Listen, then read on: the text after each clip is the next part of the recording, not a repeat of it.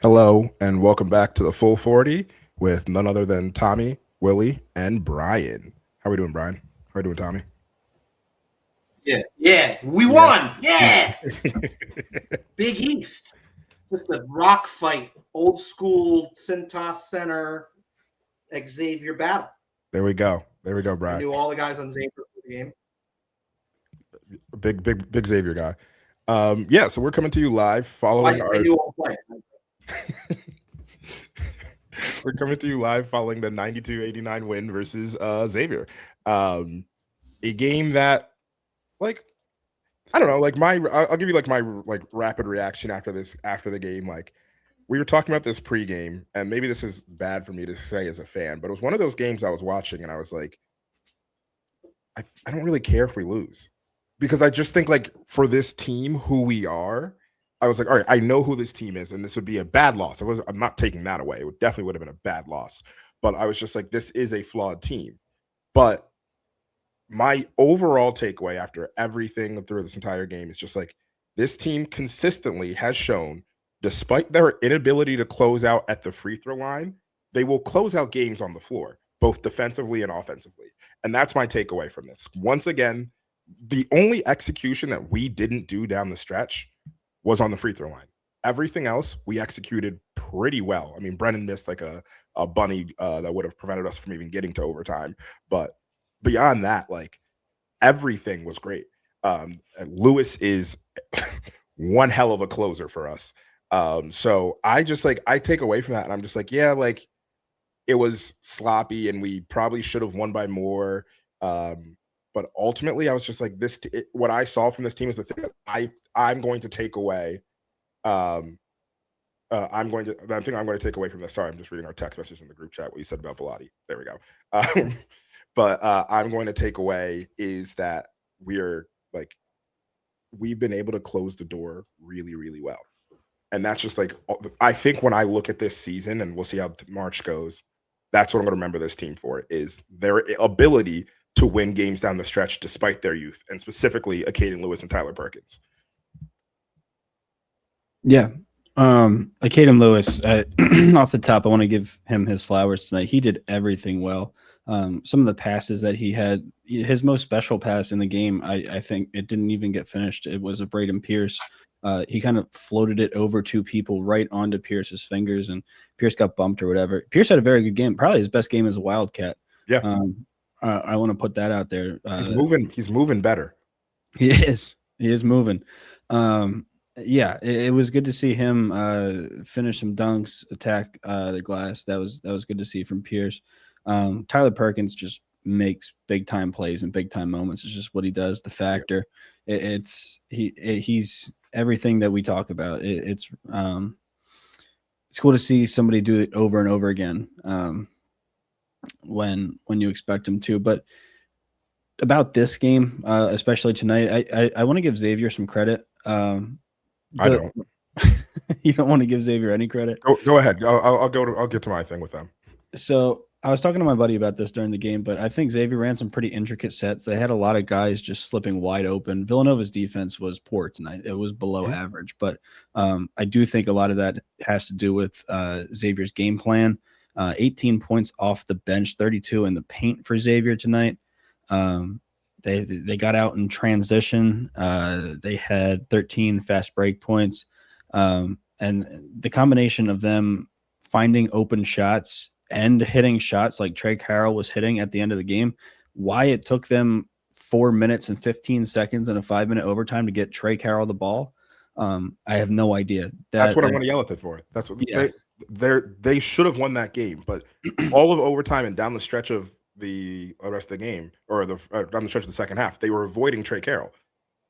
That shot, I was like, if they don't give this ball to Trey Carroll for the last shot of the game, we're gonna win. And it was Anderson, and I was like, all right, we're fine. Like, it was just that. They were avoiding Trey Carroll for whatever reason. I think the team hates him. That's where that's my take. Yeah. Down the stretch, like with 2 seconds left in the game, I would have been worried if Trey Carroll took that 3 from half court. Yeah. Like there's just nothing that he put up at the end of the game that I thought that he was going to miss. Now, he did have 2 bad turnovers with under 90 seconds left, both in regulation and in overtime, which was tough. But, man, he's a tough shot taker and a tough shot maker. So shout out to Xavier tonight. They brought it on their home court, a team that really needed that win. But shout out to Villanova getting that done as well, getting moxie down the stretch yet again.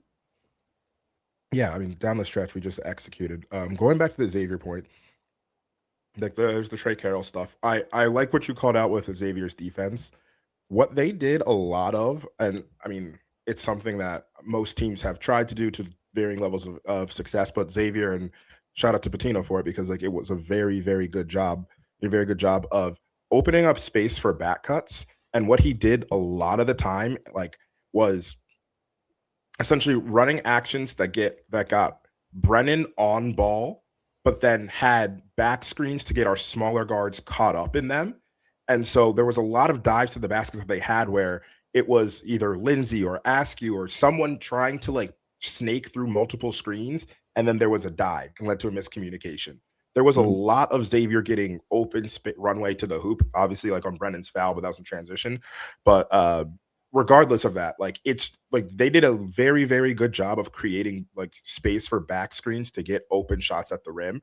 And that was just like I thought that was a really, really well done like job from them offensively to kind of put us in a position. Because once again, if I'm a team that's playing us, the way I'm attacking us is I'm putting Duke Brennan in every action. That's just what I'm doing. One, because like he actually played pretty decent defense down the stretch, like on a on ball, but like I'm gonna take my chances with that every single time. And then also you get him off the glass, and that just creates like more opportunity for you. Overall, like once again, I just think my takeaway from this team is how well they execute down the stretch. Yes, they can't make free throws. That's not I will not argue against that. But every other aspect of execution down the stretch has been fantastic. I think, and it's a bit of a self kind of fulfilling prophecy, but outside of UConn, I don't think there's been a game that we haven't executed well down the stretch. And UConn was just kind of like, okay, cool, you didn't do it versus, at worst case, the number 6 overall seed, a 2 seed. Like that's probably the worst case scenario for them. Like, okay, you didn't do that on the road versus UConn. Every other game that we've where it's come down the stretch, we've executed well. I guess you could talk about BYU, but that was opening night. I'm gonna like give a pass for that. Every other game we've been fine. And it's just been like it's evolved from like, all right, kind of just like good execution, maybe like finagling some wins, to like Acaden Lewis and Tyler Perkins, like truly just like, if you had told me at the beginning of the year that it was Acaden Lewis who was leading the team, I wouldn't have any shock about it. I'm like, yeah, that makes sense. Okay, cool, it worked out for him. He figured it out. Biggie's play. He was highly touted coming in. That makes sense. Lewis and Perkins being the two that lead us has been like, it's just been such a breath of fresh air for me enjoying this team. I go back to I just go back to like Lewis's ability down the stretch to like be the guy. And that's the thing I've seen with a lot of freshmen, and I'm going to take a step back from a macro level, a lot of freshmen this year nationally who believe that they're the guy and are being the guy. I mean, you can start with Cam Boozer, you can start with Debansta, you can start with Darren Peterson, like all those names. But then you can also get into other guards like Kingston Flemings, who at Houston, who has kind of done the same thing I've seen Lewis do of like, no, I don't care that there's like veterans here. I'm the best player on the floor. I'm going to be the one to take to lead us to victory. Keaton Wagler over at Illinois, same thing. Like Keaton was like a 3-star recruit, overlooked, and eventually it's just kind of gotten to this level where it's just like it doesn't matter. Lewis is in that realm, so we don't talk about him at that national level because he isn't the slam dunk. Like, all right, we know he's a one and done player, and he probably shouldn't be. He has to work on a shot. He has to free throw. There's some things that he can like refine, but he's that level of freshman. He's that level of player. He is Big East freshman of the year. There shouldn't be any question about it. And I can just like wax poetic like about his ability to lead us down the stretch that like I feel confident with him having the ball. I'm just like, I know he's going to get to the rim. I don't know that he's always going to make it, but I know he's getting to the rim and there's a paint touch. And then you have Brennan and Perkins who are going to be able to like get a lot of rebounds there. So overall, I just take a look back at this game, and it's just a microcosm of how I feel for this team for this season. Of despite their imperfections, despite the fact that maybe our best case is a Sweet 16, like that's probably best case, and I don't even think that's likely. I just really, really love how I've seen this team execute down the stretch, besides their inability to make a free throw. Yeah, 100%. The last 2 minutes of both halves have, over the last couple of games, been the strongest points of the game for the Wildcats. What I really like about what they're doing to execute down the stretch is Kevin Willard's timeout usage. They talked about it a little bit on the broadcast tonight. Both teams had really good timeout usage, which I thought was a funny comment, but I thought about it. And you know, coming out of both timeouts, really relayed the message to their guys. We were talking about it in our group chat a little bit, but the sideline out of bounds plays and the baseline out of bounds plays this year have been outstanding.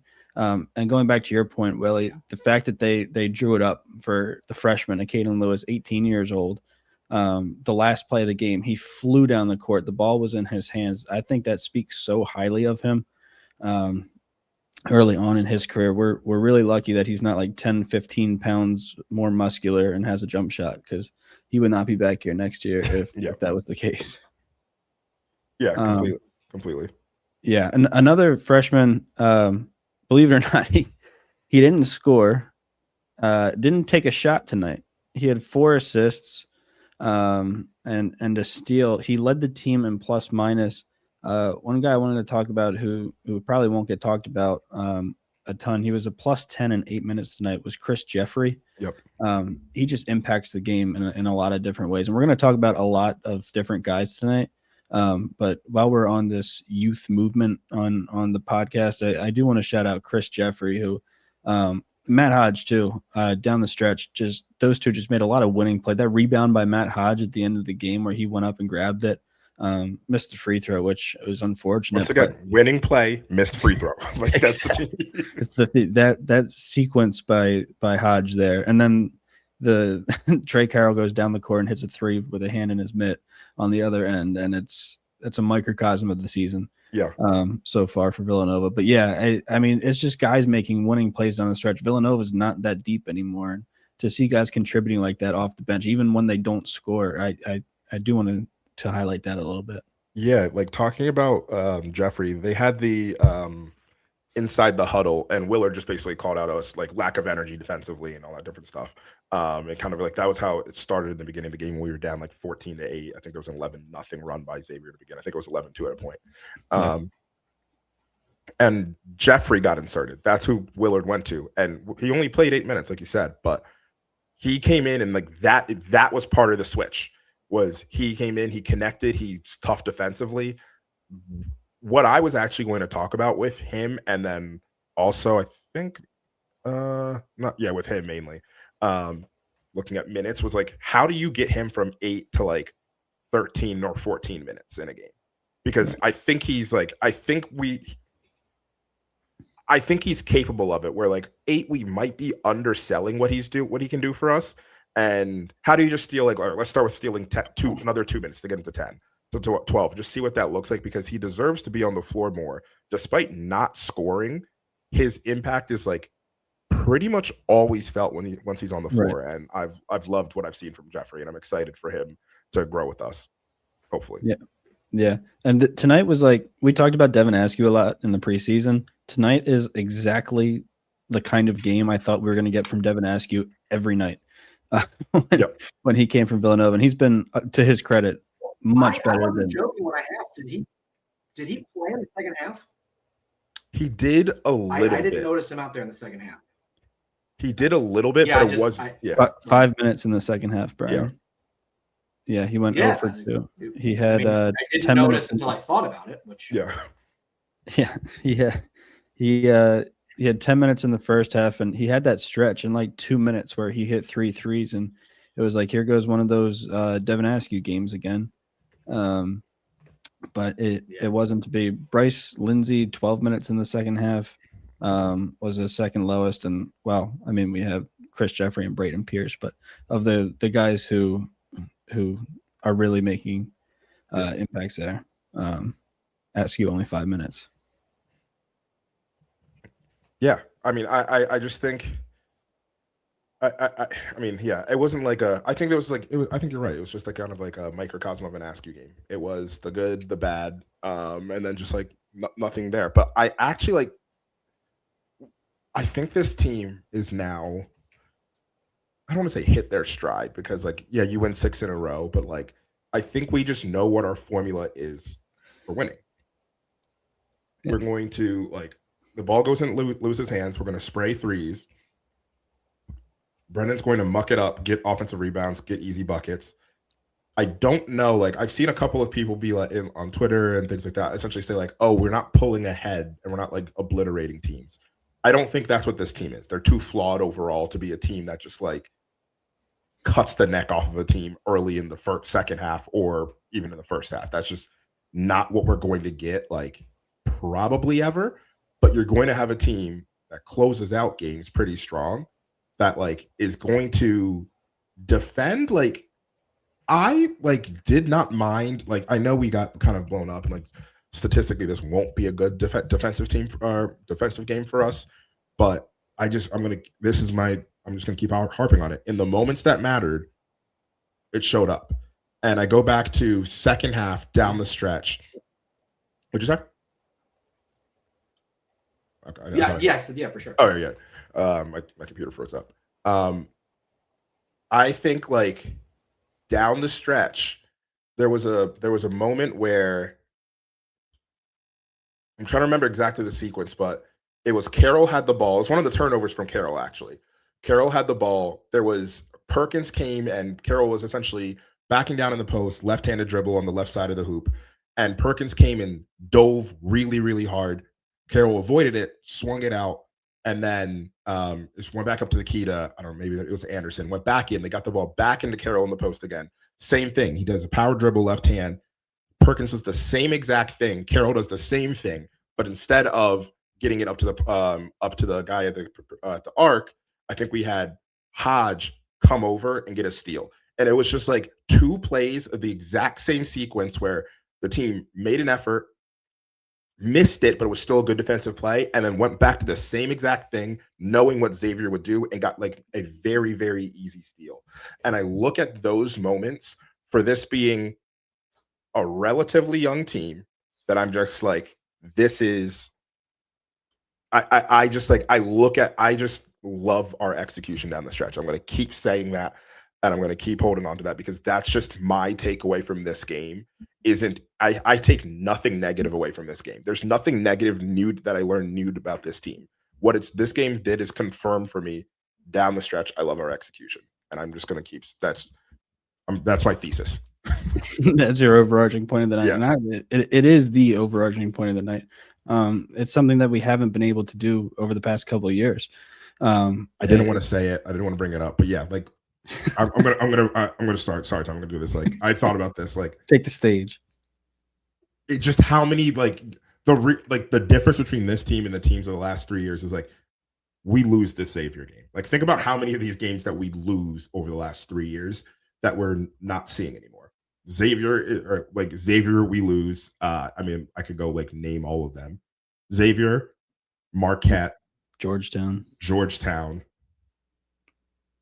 Marquette, probably the first Providence game. DePaul, the DePaul at home one we lose. Like, these are all games that, like, let's say even if they go to 50-50, we lose another 3.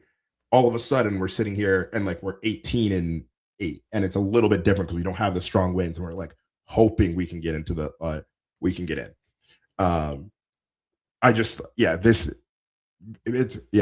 Jeffrey Steckman had said in the comments, this team is well coached, and that's just what it is. It's really good coaching. Yeah, 100%. You took the point there, and you said it better than I could. I was just gonna hit on this year, like these little things, the little things that they do add up, and it's it's things that we haven't seen in the past. I mean, of course, we've seen that this is Villanova basketball stuff, the diving on the floor for the ball, but just going back to the Hodge rebound, like I don't know, like Tyler Perkins wasn't like posting up and converting in the low post this time last year. He wasn't doing it 7 games ago. That's true. I mean, like these 50-50 balls, like we bounce them off the I'm sorry, we do that drill where we tap it off the backboard and it's a loose ball. We just haven't been balls that we've been getting in the past. And yeah, you shouted it out. Jeffrey Steckman said it, but it is 100% coaching. It's the little things that they do. Free throw shooting, of course, we see that in the comments as well. It is it's as bad as it's been in as long as I can remember, in an extremely long time. But we know that we didn't learn that tonight. We knew that they were a bad free throw shooting team. And they're probably not going to get any better. I mean, they are who they are at this point in the season, and we're just going to have to deal with that when we run into, a Houston in the round of 32 if we make it out of the first round. But I'm not sure free throws are going to matter in a game like that, but 296th in the country in free throw percentage. And it hurts us down the stretch, but it hasn't killed us yet. I'm going to knock on wood, but yeah, man, it's just so nice to see a team executing at a high level back on the main line. You just made me think, what are we in luck rating? 80. All right. So not even that like lucky according to Ken Palm, but just like the fact that we haven't been burned by free throws had me thinking about that. But yeah, 80th in luck rating, which like, all right, like it's on the higher end, but still not overall. I come back to this thing of, I said this maybe 2 episodes ago, maybe last episode, what as a like, or maybe I said this to you like one-on-one time, I can't remember, but like, what is our goal as like a fan base? Like, what do we want this team to be? What do we think this team is? What is a reasonable aspiration for this team? We've had this conversation preseason, but we don't really, like, over the last couple of years, we haven't really had this conversation during the season. If we take a step back and we like think about like starting from the J era, every season, like from after 11-12, every season, I guess 12-13, like we've been top 4 seed, top 3 seed. So that's kind of where we've seen the team like land at. And we haven't really had to have much thoughts of expectations because the expectation was we want to make a deep run. I would say the last time this team is probably more similar to like the 2019 Booth and Pascal team and Young Gillespie, where it's like they are flawed. Like this team objectively, I don't want to take anything away from us, but like likely isn't going to win the national title. Like it would take incredible shooting. Like that's just like, or isn't making the Final Four like that, and that's okay. But what is our thoughts for this team? And so I'm seeing some like one tournament when Sweet 16, like, and I just like I look at it and I sit back and I think about like what I want from this team. And it started as like, and maybe I'm just like a victim of like the last 3 years and I like don't really have that high expectations, but it's like just get in the tournament. And I know that we're going to get in the tournament and we're going to face like a 9, we're going to be an 8 seed or a 7 seed, and we're going to face like a 10 seed, and we're going to miss free throws down the stretch, and it's going to finally kill us. Like that's just, I can see it written in the stars. That's how it's going to happen. But I look at it and I just don't think that that's as big of a miss. Like that's just kind of our destiny as a team. Whether it happens in the round of 64 or the round of 32, I'm almost indifferent to, because we know what this like. I think I just see this team for what it is, and I'm like, we could maybe get lucky and make a Sweet 16. Like if we like get the right matchup. Like I'm not gonna throw out any 2 seeds that I think are soft. We're gonna save that for a little bit later. But like if we get the right matchup, we can definitely beat a 2 seed. I think there's a 2 seed that we can beat. You think so? I think there's a couple 2 seeds that we can beat. A couple 2 seeds. Does one begin with a P? I see the one with the P and I say, oh yeah, barbecue chicken. Actually, I'm fine to say it. They could yell at me, boiler ball. Purdue, you're on my list. Purdue, you are on my list. Give me Matt Painter in March, baby. Yeah. Oscar Clough, get out of here. I don't meet Duke Brennan, baby. I'm gonna regret that, aren't I? But no. Yeah, Jeffrey Steckman just said this in the comments. Like, this season has been a huge success so far, and I look at it truly. I think the only complaint we have is free throw shooting. But I know there's somebody who has a lot more complaints that has just kind of hopped in. I want to pull in our number one complainer, Chris Bellotti. Chris, how we doing, baby? Yo, what's up? How we doing? Good. I saw you come in the room, and I said, "All right, let me get on some complaints thing," because you've been in the group chat. It's so funny because like I'm pretty happy with this season, right? Like, Yeah.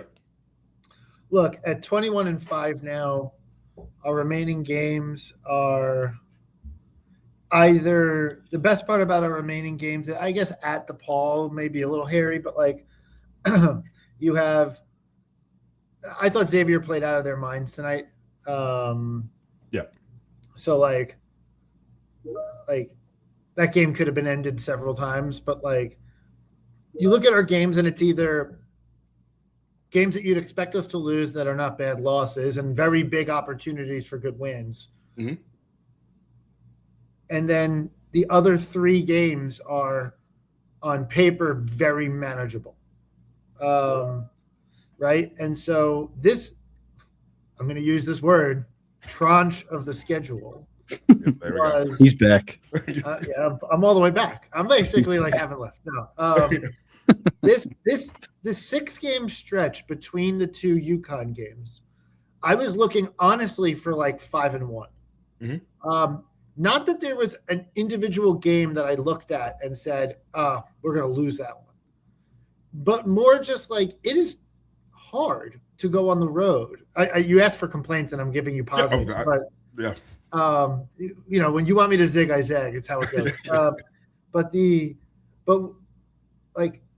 Look, we played at. I'm not going to go ahead and try and gaslight anybody into thinking at Georgetown is a tough place to play, but at Xavier, at Creighton, you had the Seton Hall revenge game. Providence is kind of like a spunky, like there are a lot of other things, but they're spunky offensive team.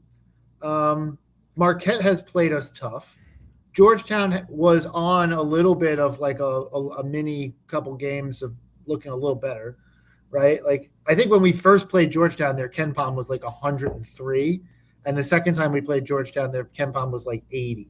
Right, like so they're like the one Big East team that's actually like gotten a little bit better. So like I look at this season and I'm just like, hey, we won basically at Wisconsin. I know it's a neutral site game. We won at Seton Hall. We won at Butler. We won at Marquette. We won at Providence. We won at Creighton, and we won at Xavier. Right, like the conference is bad this year. Don't get me wrong, but like.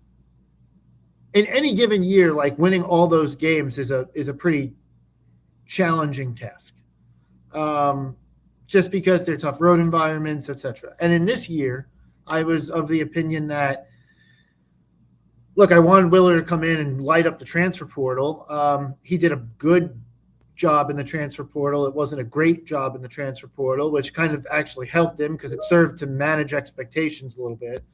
And then subsequently, we've outperformed, I think, those expectations. So I guess good on him for appropriate expectations management. But I think this season's been a success. So, look, I do have some complaints, and I get pretty fired up over, like, close home wins. Like, that game versus Marquette a few days ago or, like, a week ago, like, really got me fired up. Mm-hmm. And the free throws absolutely kill me.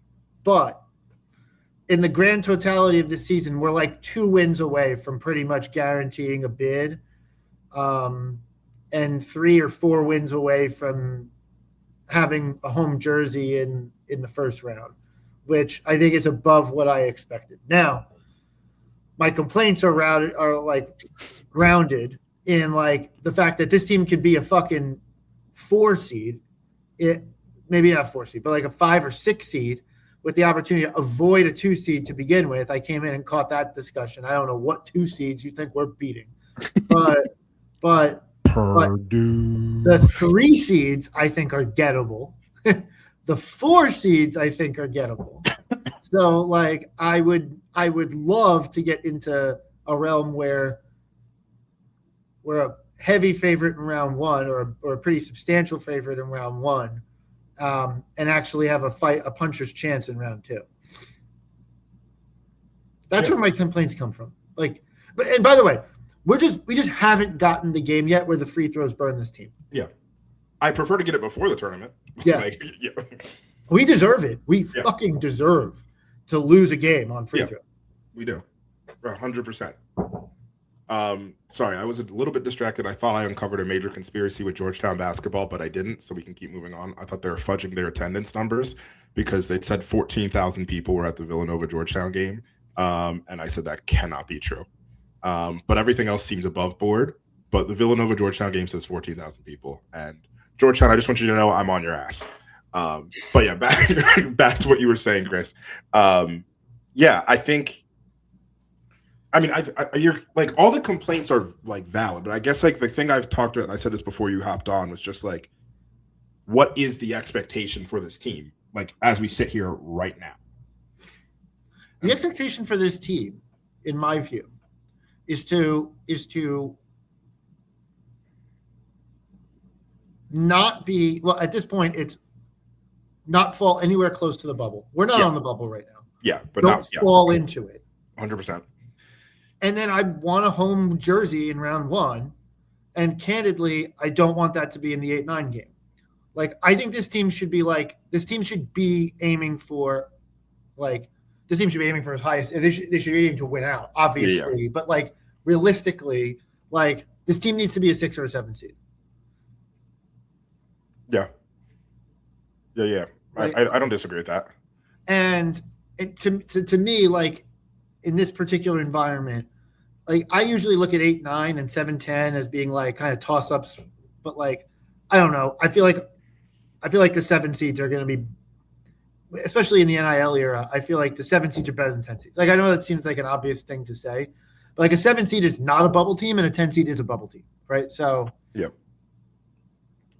But I think we can go get a 6 seed. Like I don't know, go win 4 of the last 5, right? Like beat a good team for once. Yeah. And then honestly, like it's probably too late in the game to ask for this team to go and be different than who they are. But for the love of God, can we beat the shit out of somebody? Like we got Butler at home, who's on life support. Oh, here comes Brian to tell me that it's February 17th and they're not going to be any different than anything that we were. I know, Brian. I've heard the fucking thing. That's not what I came to say. Okay. Yeah. Finish your point and then I'll do mine. Okay. I'm very much of the opinion, like beat the crap out of somebody, please. Right? Like they should beat the crap out of Butler at home. Like it should be like a 25-point win. Xavier. Best I'm gonna do is a 2-point game with 2 minutes left. Best I could do is make you throw your phone at the TV screen because we missed a free throw up 4 with a minute left. Yep. Go ahead, All right, Brian. so I told you guys I had a take. So something that you guys know about me is I really dislike the over celebration or like really quick to be super excited about something, and I like to rain on everybody's parade. So it really came to a head with me with the Perkins as Josh Hart. So I didn't even mention it when I'm talking to you guys. I was like, I'm not touching this. And then everyone was like, no, that's ridiculous. And I was like, okay, yeah, no, I agree. But I've decided to join. So I'm just going to be like, whatever's happening right now is the best thing we've ever seen, the best that's ever happened. Is the UConn game on Saturday the biggest game in Kevin Willard's career? I think so. It's the most important game he's ever coached, I'm sure.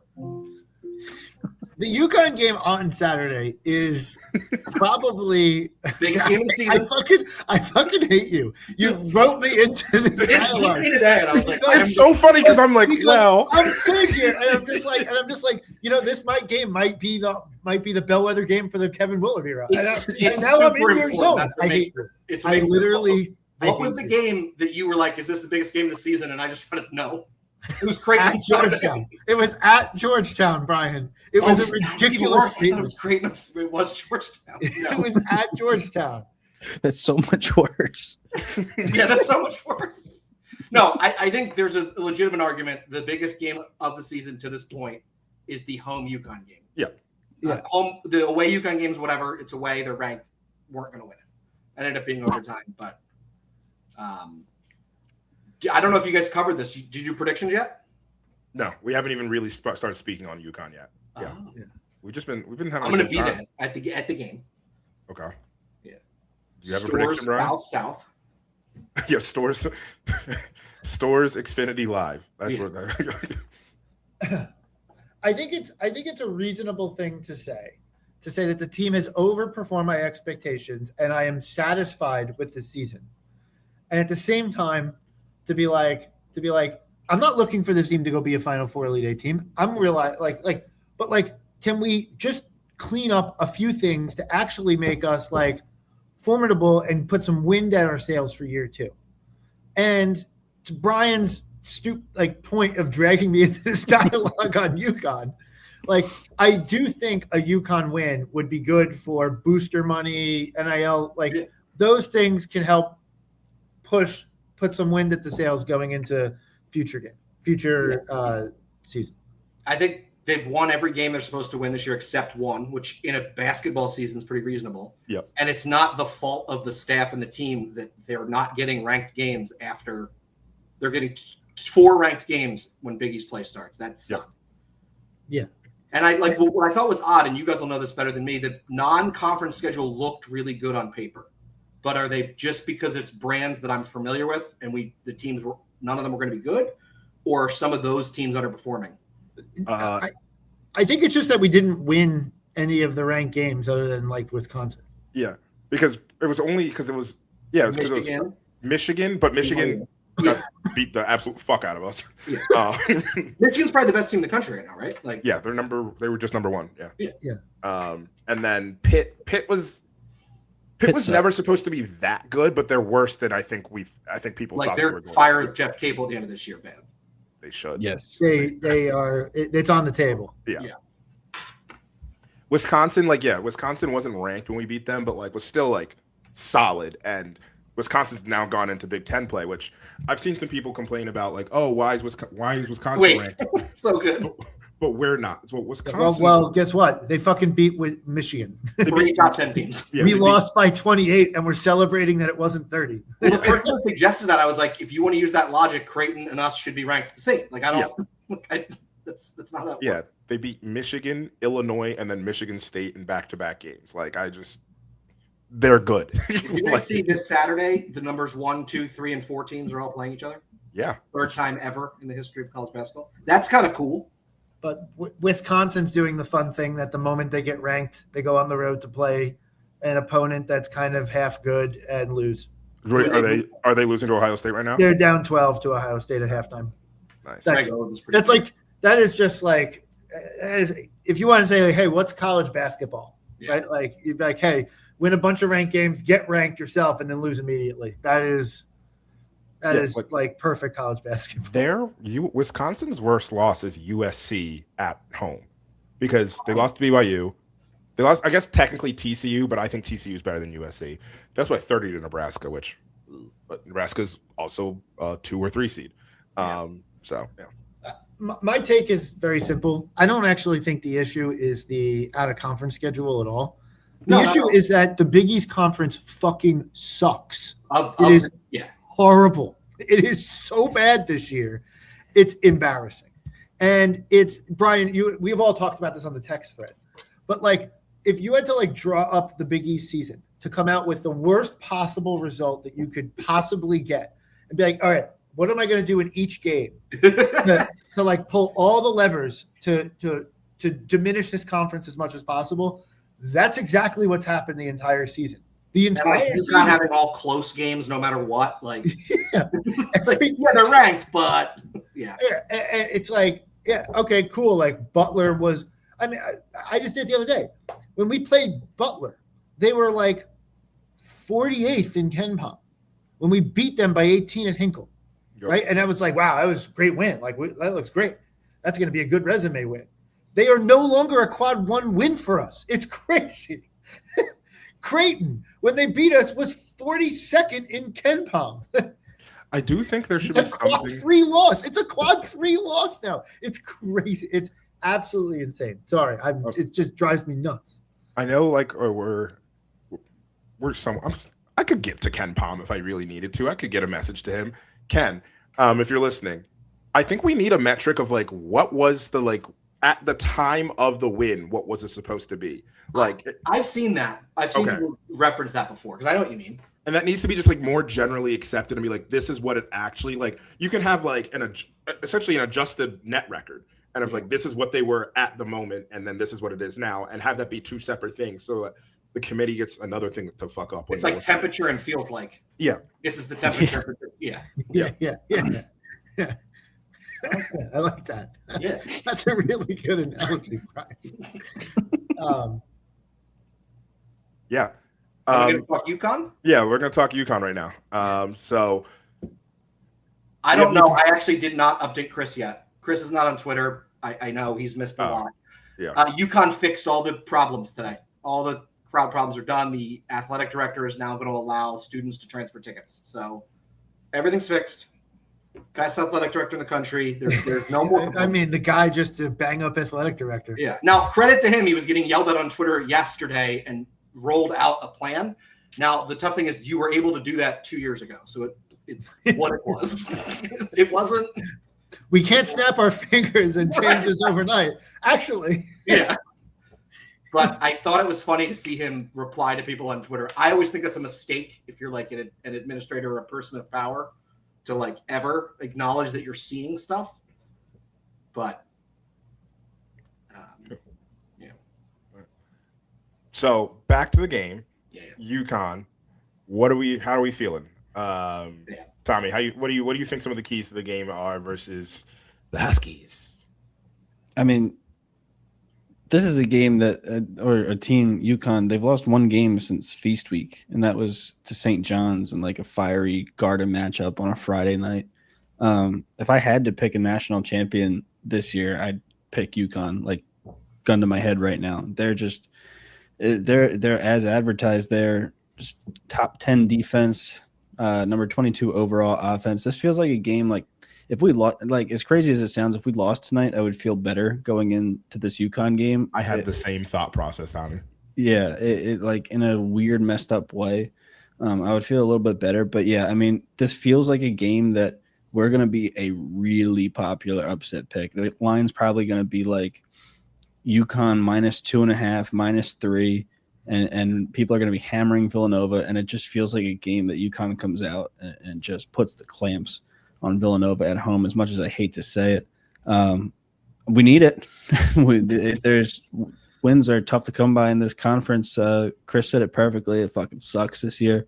We're going to get 3 teams in the tournament unless somebody goes on an insane run in the middle of March at MSG.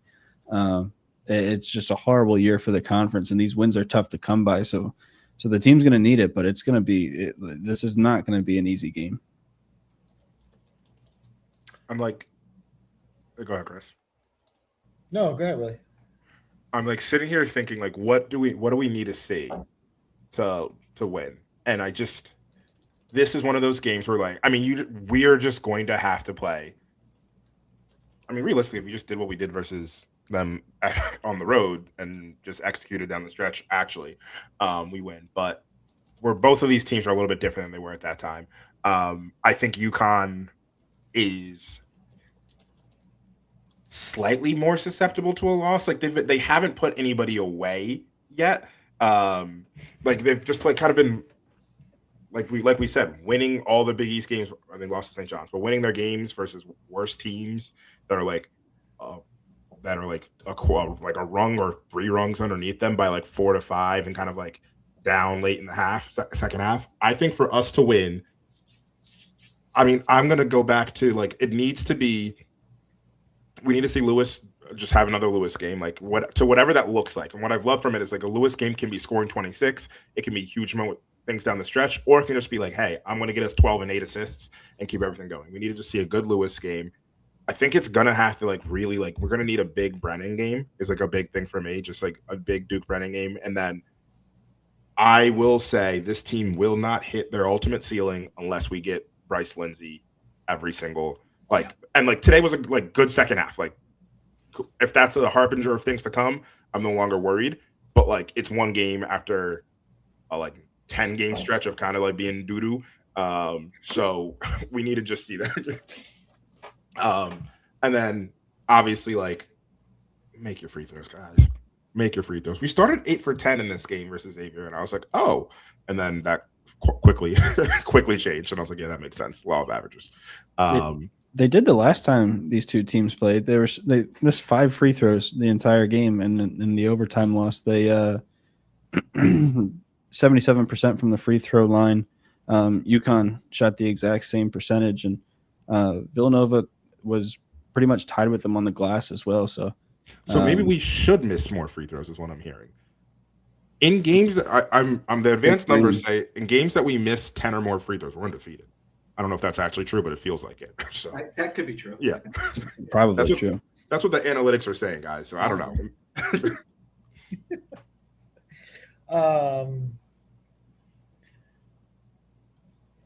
Yeah. I mean, look, I simultaneously believe a couple different things. One, I don't see UConn as vintage this year. I see them as very good, very formidable. Turn the ball over a little bit too much. They play with their food a lot. They don't seem to have that like trademark national champion Hurley team, like absolutely put 2 to 3 back to back kill shots on team type. They're not going to Illinois 30-0 Illinois run. No, they're not that. They're not like that. I am at the same time, like we make a lot of plays that demonstrate that we are not championship caliber right now. We make a lot of winning plays. Tyler Perkins makes a lot of winning plays. Acaden Lewis makes a lot of winning plays. Matt Hodge got that rebound. But it feels like we just can't string enough winning plays together. That being said, I see a world where this game looks a lot like the first game. You didn't watch the first game, so what? You didn't watch the first game. How would you know? You want to go? I watched highlights and replays and stuff. So love that you remember that. Because I remember he wasn't mad enough. Yeah, he's like, "What's going on in the game?" I was like, "He's like, it feels like it's not a bad loss." I was so mad. I was out. I could not watch the game. That was in your era of being really mad about games, and that was a prime one to get mad at. Yeah. Like, it's not a big But deal. I believe what we're going to see is a game where we're up again. We're feeling like, man, can we get excited about this team? And then, look, I see a world where we win, but I think the more likely result is that we lose the game on free throws. We just haven't done it yet. We're going to do it. It's going to happen. And this feels like the game it's going to happen. Well, there's this feels like the game it's going to happen. It has to happen. The shoe's going to drop. We're going to be up 5-6 with a minute to play. Solo ball's going to hit a 3. We're going to shank in a 1-and-1. And then they're going to come down, hit another bucket. It's going to tighten way up. And then it'll be a little back and forth. We're going to miss another free throw. And then they're going to win. And that's it. That's what I think is actually going to happen. Now, I don't rule out the fact that like I would be surprised if we go lose by 15. Maybe I don't know. I just don't see it. But like, I wouldn't be shocked if we go and win by 15. If we just like get up big early and just kind of like shoot the lights out and have like one of those games where you have like everyone has one of those games where you go off at home versus a good team, and you beat somebody out, and it's like that happens, right? Like that's part of college ball. Is that the game that we're going to draw this time? I don't know, but it could. But I think the most likely result is that we lose this game by a couple points on free throws. I don't think we win by 15 if we win. I don't. I didn't say that was the likely result. You didn't say that. You didn't say that. I said it was in the range of outcomes. Sure. Basketball will happen. Yeah, basketball will happen. Sure, it's in the range of outcomes. Yeah. We've beaten 3 teams by like more than 10 points in Big East play. And I just don't. But I am overall. I agree with basically everything you just said. It's just more I'm being semantics here.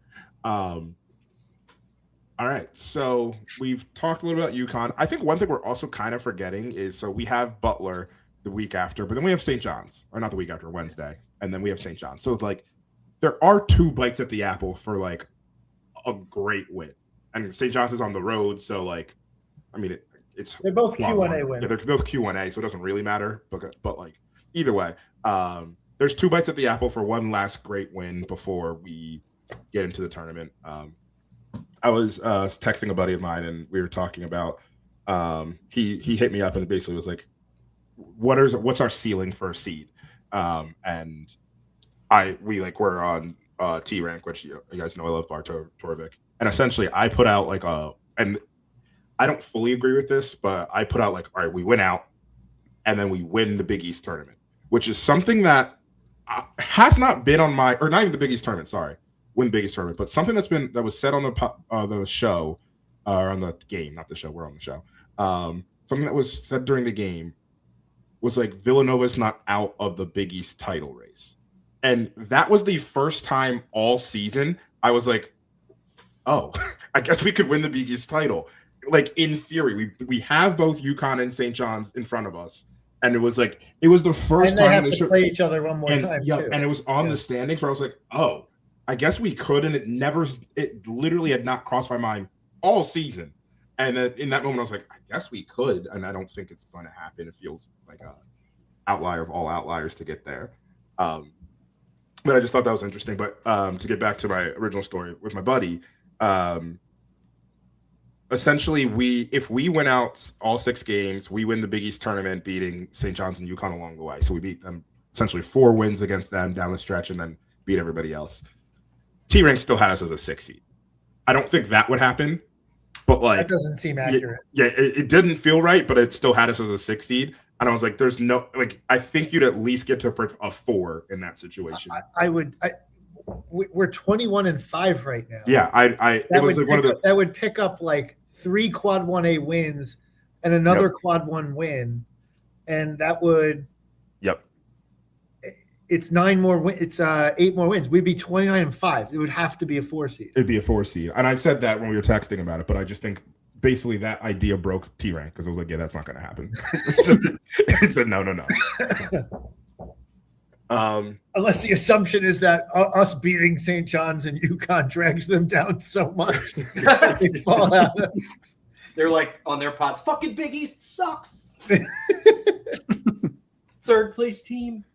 All right. This season's going to be a big bummer if we lose both of these games to UConn and St. John's, because we'll really know like what this team is about if we lose both of those games. Yeah. It's just like the epitome of a B+ team. Right. Yeah. All right. So before we wrap, there's a couple of I said mailbox. So there's been a couple of questions that have come in. A couple I want to hit. Then we're gonna start with. I got this one. I'm only seeing Twitter ones. If you guys have anything else in the comments, you feel free to put them in there. Chili Pequeño said, Did we see the resurgence of number 2, meaning Bryce, Lindsay, in time for Saturday? And does Palmer deserve more minutes? So yes, Palmer deserves more minutes. He was my guy from the beginning of the season. He's one of the best defenders on the team, one of the best on-ball defenders, off-ball defenders. He can rebound, and he's fearless with the ball. Like, he's next up, and he knows it. Like, there was a time where he took a DHL in transition and just pulled up from NBA range, and I was like, who does he think he is? Yeah. He is. but in a good way.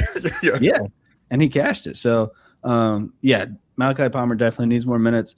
With the Bryce Lindsay thing, it's not going to be like they said it on the broadcast. Over his last 4 games, he went 4 for 30 from the field. So it's not like there's going to be one game where he goes like 10 of 11 from beyond the arc, right? So it's not going to fix itself overnight. So I think we're seeing the beginning of the resurgence of Bryce Lindsay, but it's just not something that's going to happen overnight. Definitely good to see him get back on track. Hit that big shot in overtime as well.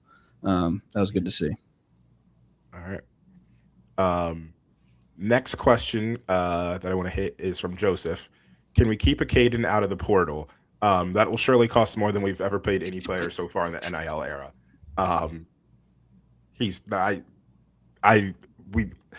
Like legally, I don't think we can. Yeah, legally. Well, we've seen it. We've seen teams try with Darian Mensah at Duke and Des Williams at Washington. I can't remember what the quarterback's name was.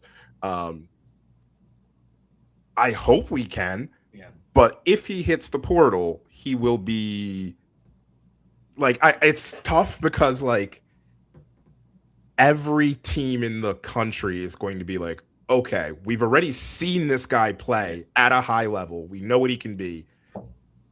Like we're talking like to this point, like we're talking like $7-8 million, like realistically to get him to stay because like a Duke, somebody else will come with that amount to be like, go play. Well, I think it's easier to stomach paying him the most because, like you said, we've seen him. He's on the team. Yeah. Clearly, they're happy with him.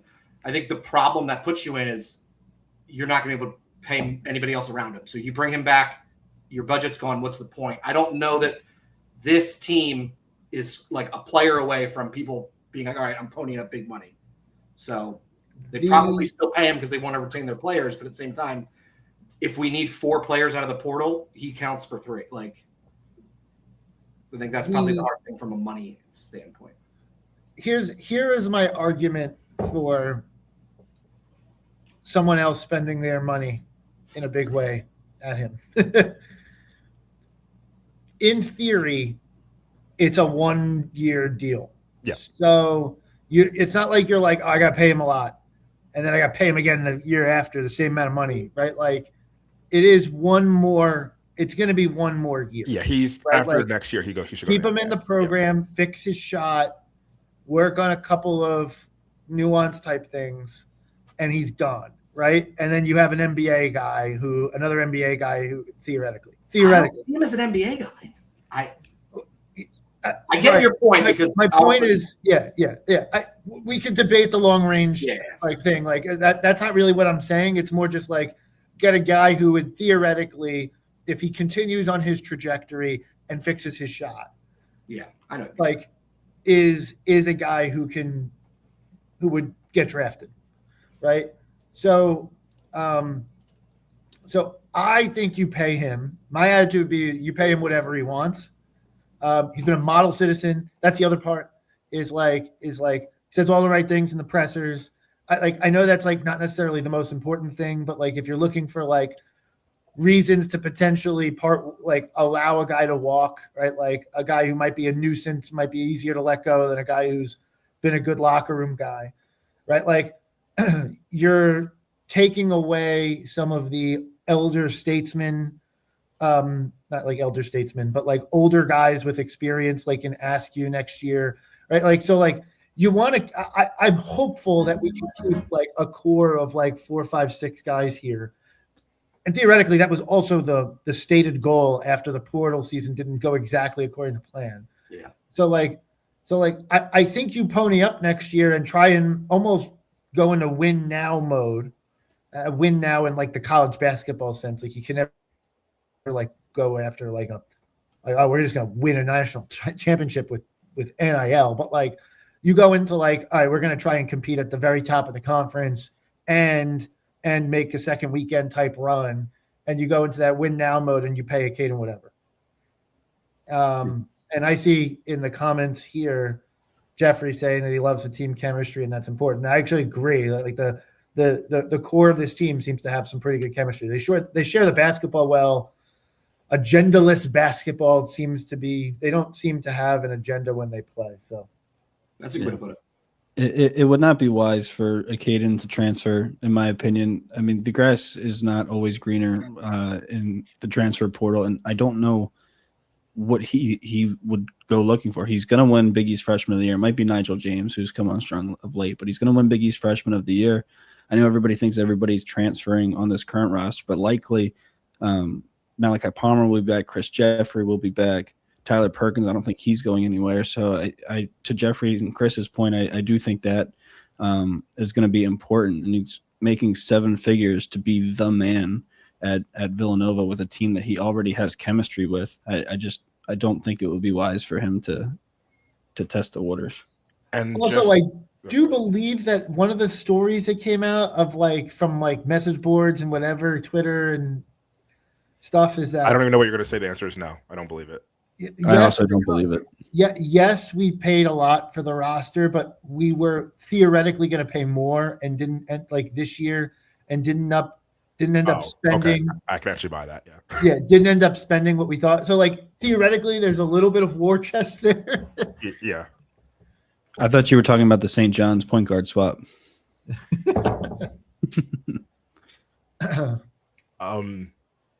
Yeah. That's that one. One question that I think I want to answer is Jay's for Gerald asked, we were in a blender in the pick and roll all night. Why not just hard hedge and prevent those long twos we gave up all game? Good luck. It's a good adjustment. I think ultimately you want to give up long twos. They were hot, but just statistically, it's the worst shot on the floor. And so when you look at that, it's just if you're going to get beat by long twos, if you're going to be by Carroll, literally carrying the team, and he's taking long twos, and it wasn't even really just him. It was Anderson. It was everybody. Was that the Troy Polamalu guy? Yeah, Troy Polamalu. Yeah, Aquaman. Okay. Which we'll get to him. There's a question about him. Yeah, I just think ultimately you don't do that because that's kind of the shot you want to give up. You don't want to give up open threes. You chase them off the line. You don't want to give up open rolls to the basket, which we talked about earlier. That we did a lot of that though. We were giving a lot. They were doing a lot of backdoor cuts and things like that. But at the end of the day, the long two is probably the shot I'm worried about least in a basketball game. Even at the NBA level, it's just at the end of the day, it's just it's not a statistically good shot, and the only people who should be taking it and making it are the most elite players. And at the end of the day, an NBA level, you're not going to stop Kevin Durant anyway, so it doesn't really matter where he gets that shot from. If you can make him take a long two, it's better than an open three. To go back to Carroll, K-Mac asked, why wouldn't Carroll consider a perm? It's a great question. It is funny, the short, he was playing, and I'd seen him play before. I watched him at FAU. Most of the time, most players have their hair just in a bun. Mm-hmm. In a man bun when they're playing, and I was I don't know the last player I saw who didn't have locks or dreads that just had their hair that long and flowing. It's very interesting, and it looked odd on the court. It did look like Troy Polamalu. This feels odd, but yeah. That was my fiance's first observation tonight before she banished me to the office in my apartment and turned on North Carolina. But she was asking why that man did not have his hair in a bun. And I didn't have an answer. Brian thought he was wearing a T-shirt during the game, but it was just his hair. Yeah, I saw that. I was I guess this guy got blood on his jersey, and they didn't bring an extra. Just the numbers were up so high. I literally was he's wearing a gray shirt. Is this the Big East now? Oh man, no jersey budget this year. Thanks, Val. I think if it wasn't gray, I wouldn't have thought that, but it did just look like a gray workout shirt. He came from FAU. You said, Willie? Oh yeah, he's at FAU. The team that made the run. He would have been a freshman, I think, that year. Yeah, this is his last year. He's gone. Yeah. And then the last question that we had on here that I can see is, are free throws actually free? Clearly not, is my answer. Clearly they're not. I think they're part of a subscription service. I've seen a lot of people, and this isn't the first time I've seen it, where people say oh, they're a good 3-point shooting team, not a good free throw shooting team. They're not similar things. There's rarely ever crossover between that. It's a completely different type of shot. And what sucks is a 3-point shooting team that's way harder to develop and get good at. Free throw shooting is fully in the control of the player. Everybody To can get do better at. Yeah. Yeah. It's one of Who the the best free throw shooting team in the NBA is? Do I I don't know want who the best free throw shooting team in the NBA is. Kyle Korver? No, team? You said like currently? Current team, yeah. Current team in the NBA. Ooh. The Supersonics? OKC. Spurs. It's Kyle Neptune's Charlotte Hornets. I was. It carries. I mean, That's the play-in Hornets to you, also, mind you. 10-1 in their last 11.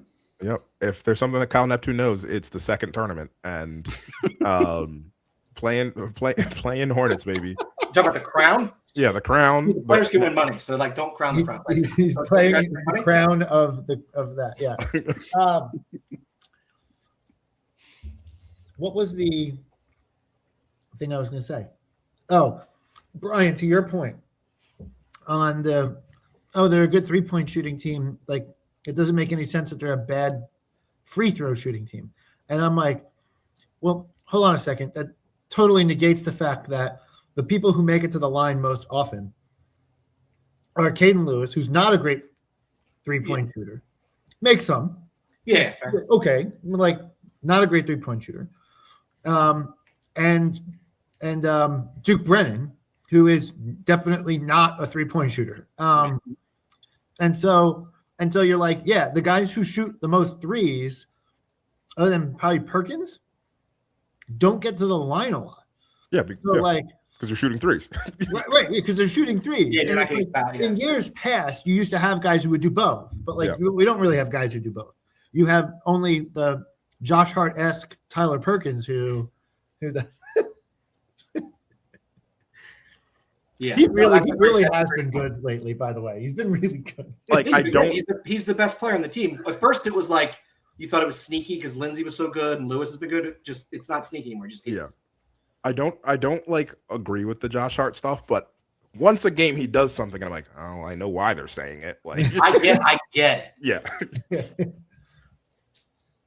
I'm just looking at Jamal Mashburn saying, well, he's better than Josh Hart because he's a better 3-point shooter. Like he's that. not. I don't know where that No one is allowed to say that. Please, like. And I was like, maybe Josh is. Mashburn said that. Mashburn on the last post game. He's like, oh, he's better than Hart at 3. He's like, nope.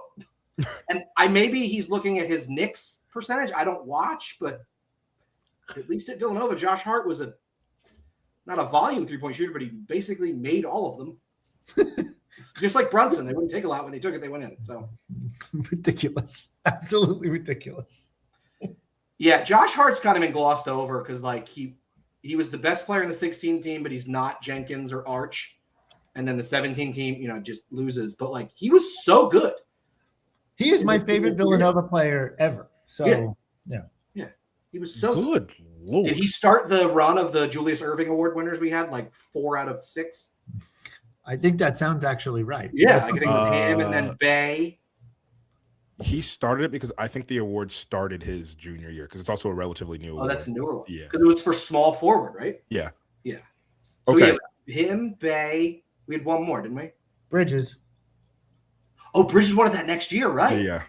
See, I always thought of him as a power forward, but I get it because, Josh Hart, people forget. Yeah. No, Josh Hart did not win Player of the Year in 17, but he was by KenPom analytically the greatest player in college basketball that year. National Player of the Year. I was like, he won big. Yeah, National Player. Yeah. National. Yes. Yeah. Frank Mason, baby. Frank Mason beat him for National Player of the Year in the voting, but the analytical Player of the Year was Josh Hart. So I have a story I'm going to tell. This is for the listeners. You guys have all heard this story, but in 2015, Big East Media Day, the seniors go up with Coach Wright. And I don't remember the exact comment, but Hilliard made some sort of comment about not being familiar with someone in the league, or like there was a star he didn't know and just was like, oh, I don't know him, but maybe he's good. And next day at the team meeting, Coach Wright looked at him and said, you just cost yourself Big East Player of the Year. People don't forget that shit. And that's the year Arch won it. And the point was like, it can be a little political sometimes. Like, because I think they had to pick someone from Villanova. They were a 1 seed. But Yep. Hilliard probably should have won that. Yeah, he was without Right. the best player on the team. Yep. And it was over like it sounded arrogant, and I don't know that he meant it to. But I Doesn't also really look at feel him like as it- coach being yeah. like that. And I guess at the end of the season, he was like, "Well, told you." Yeah, that doesn't really feel like a Darren thing to be like super arrogant. I was never like Right. Yeah. Last thing I want to like wrap up with is we were talking about the correlation between free throw shooting and 3-point shooting. So I'm looking at on some of our advanced metrics, our free throw rate. So what free throw rate is the number of free throw attempts per field goal attempt. So essentially like how much of your scoring and how many opportunities you get at the line. The number I'm looking at is shocking to me about how high Duke Brennan's is. To give you a like, I'm gonna actually just give you like Shea Gilgeous-Alexander, who people like call a free throw merchant and gets the free throw line a lot. His free throw rate, I'm giving you it right now, this season is, give me 1 second. Where's it just advanced? His free throw rate is 46.9. So essentially 47% of the time, or for every field goal that he takes, 46.9. I'm kind of butchering the explanation of it, but it's 46.9. What do you think Duke Brennan's number is for number of free throw attempts per field goal attempt? 60. 65. Well, I'm just gonna go the other way. 12. 82. You want it to be low? I'm zoned out when You want it to be, I mean, you want it to be high, I guess, in theory. It's essentially saying you get fouled a lot. Like, so Okay. for like every field goal you take, you get fouled this amount. Got it. Duke Brennan basically is for every shot he takes, he gets fouled, like the next one. And that's, He's a football guy. So. yeah, that's just I've never seen it. I look at these numbers all the time when I'm doing my draft scouting stuff. I've never seen 82. I've seen like 66, but I've never seen 82. I have a stat question for you. And this is really for Chris, but I want Willie to answer. What did you call the stats you looked at? What was Advanced like analytics. Are those next gen or a next gen beyond advanced? Like, how do we? Actually, it's very funny. Next gen is beyond advanced. That's crazy. So we're at a third level. Yeah. Okay, because I told this before. I love that people think they invented statistics just because they're tracking more shit. Like, we've been doing that. It's just a different thing. Yep. Yeah. No. Next gen is above advanced for sure. Okay. Is there a step beyond next gen? Honestly, probably AI something. AI. Yeah, it's probably Yeah. AI something. Yeah. What's the next stat thing? Yeah. We can be the next Ken Palm if we can figure it out. I don't know. I feel like it's a lot of pressure. Yeah, it's definitely a lot. All right. I think that's everything we had today. Chris, it was really nice to have you back. Yeah, it was nice to have you back, Chris. Yeah, Chris. Happy to be here. Looking forward to the. Actually, I don't even know. Am I looking forward to the rest of the season? I don't even know if I'm looking forward to That'll be determined after Saturday. No, but even that, what does a win or a loss on Saturday change about what you think of this team? Nothing. Like, Yeah, actually zero. Like, And I think that's kind of my overarching point I've been trying to make, Brian. It'd be cool to win, but if we don't, it's fine. Yeah. like this team could lose by 10 to Connecticut and beat Butler, or they could, beat Connecticut and we could be like, all right, finally we've broken the spell. We're going to be good now, and then win by like 2 against Butler. Yeah. And it just is. This team just is. Like, Yeah. I don't know if they're going to change my mind at this point. I like them. Yeah. I really like the team. I'm enjoying the season. I'm enjoying the team. They find ways to win games. It's fun, but like I want them to be this much more. And I don't know. Yeah, 5 games left in the regular season. I'm just not seeing that next year. Yeah. I said this like when this game ended. It was like right towards the end. I think it was maybe after Hodges' rebound. I started yelling in my apartment. I was like, I love this team, and I do. Like, I definitely like love this team. It's flawed, but it's fun, and they're good, and we're just along for the ride. You know what would change my mind, Brian, about this team?